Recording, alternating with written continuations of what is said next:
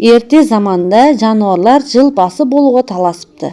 Жылқы айтыпты: мен алысты жақын қыламын, сүтімді ішеді, құлымнан арқан жіп еседі, адамға менен пайдалы мал жоқ, жыл басы мен боламын.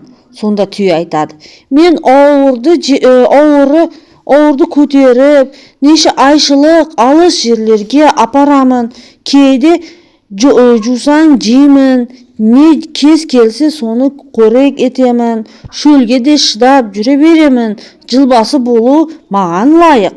Сиыр айтады: адам егінді менімен егеді, сүтімді ішеді, құртмай жасайды, жылбасы болуға мен лайықтымын. Ал қой айтады: мен болмасам қазақ үйін немен жабар еді? Жүнімді алып киіз басады, киім тігеді, арқан жіп өседі, сүтімнен құртмай алады, шаруаға менен пайдалы ешкім жоқ. Ит айтады: мен болмасам сендерге қасқыр жеп тауысар еді.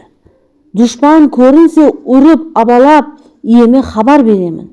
Әтеш айтады: мен болмасам адамдар жұмысқа бармай ұйықтап қалар еді.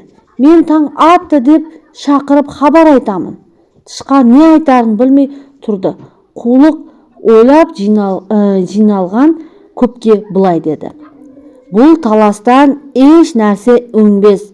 Жылды қарап тұралық. Кім бұрын көрсе сол жылбасы болсын.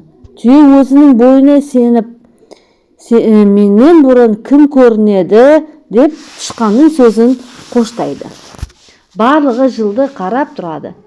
Тышқан жорғалап түйенің өркешіне мінеді де отыра береді. Сөйтіп тышқан жылды бәрінен бірінші көріп, жыл басы болыпты.